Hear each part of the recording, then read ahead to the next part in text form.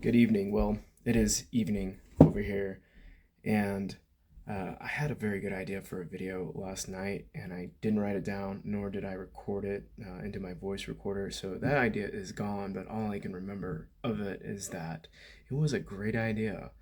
So this video tonight will be a little bit more of a throwaway video and me improvising the subject matter this evening. And if you're wondering where the India video is, don't worry, it is still coming. I want to give it the attention that it deserves. I'm taking a couple of weeks, not weeks, I'm taking a couple of days off next week. Sounds like I need to take some days off.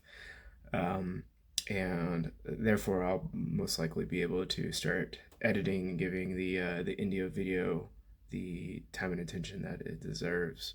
So with that being said, I'm gonna talk a little bit more about my marathon training.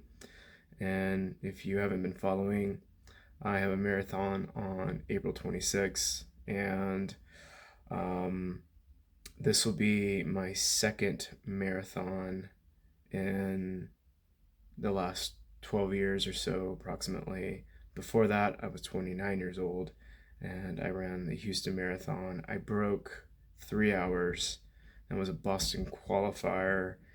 And then I never wanted to run road marathons again because I was sick of the training. For me, breaking 3 hours was a very difficult goal to reach, and I was done. And I had also been moving on to trail running, and I was having a lot more fun with that. I found out that I was more competitive in that field. I was a little better in those races than I was in the road races, and I was having way more fun. Not to say that road running can be fun, it's just really a different type of challenge and not necessarily the one for me. And you know, when you get older, you can evolve, things change, your preferences change, and that's essentially what happened. Uh, Long story short. So the way my training was conducted was I don't have a very super dedicated program. I'm pretty light with the program, meaning that I don't have a set plan.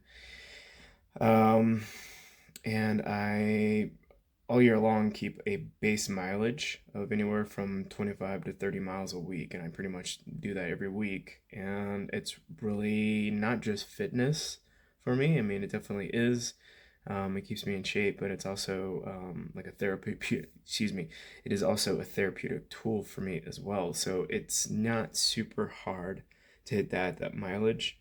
So I'm not really recommending that anybody needs to be doing 30 miles weekly as a base all the time, all year long, in order to train for a marathon. But it does provide a very good base for training for a marathon.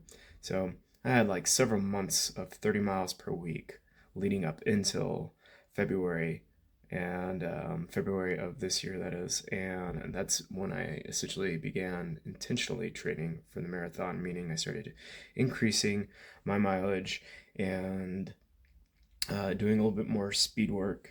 And so February consisted of um, one, sometimes two speed workouts per week, and throwing in some longer runs up to 10 miles.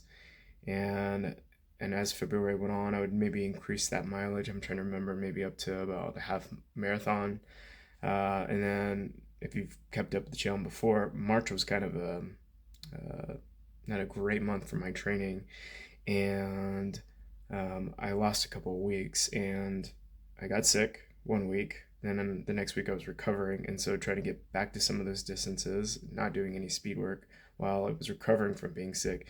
And then the week after that was my trip to India, which was not very conducive to my training because one, it was vacation. Not to say that I couldn't run in other places, but where I was at, um, I was pretty much restricted to running around the apartment building that I was staying in, because outside of that apartment building, the traffic was, for lack of a better term, pretty insane. Um, and The pollution was not great. I should say the air quality wasn't super great. And I also had to run around this building several times in order to just get some, maintenance miles in. For instance, 24 laps around the apartment complex in order to equal about 10K.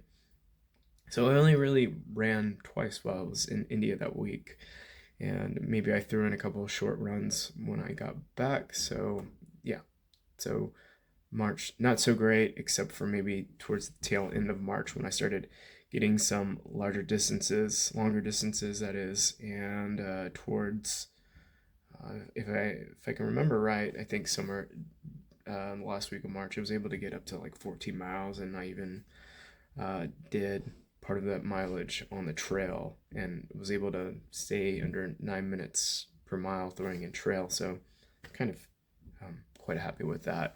Really, for me, a lot of the training these days is really feeling just confident enough for the distance that I'm working on and the goal times that I'm trying to work on. It's really just like I said, feeling good that I can perform um, at a certain pace over a certain distance in time. So, for instance, I'll do a speed workout like 6 miles of 1 mile running at 6:45, 6:50 pace, and then the next mile running at my goal marathon pace of 7:15 per mile, and then repeating that 2 more times. And so essentially, for me, I want to feel uncomfortable for that first mile of that first set, and then when I do the next mile at 7:15, that 7:15 almost feels like a rest set, even though typically that pace is a little difficult for me to say, embarrassingly so, these days. So that's the kind of training I'm doing, is just really feeling like I can convince my mind that I can run 7:15 minutes per mile as a pace. Um, a lot of people probably wouldn't agree with that style of training, but that's okay with me. And I wasn't even training that intentionally last year. I was kind of only throwing in speed work the maybe like the last month of my training last year, and I still ran a pretty damn decent marathon. And I attribute a lot of that to just always having that consistent base on a regular basis. Will I be running the fastest marathon, and will a lot of people be coming in front of me? Most definitely so, but considering that I'm pushing 41, I'm literally turning 41 on Sunday, I'm not doing that half bad.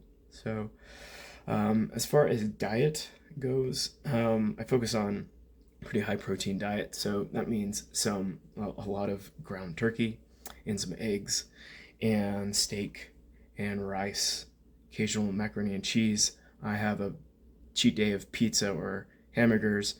I drink at least one beer a night.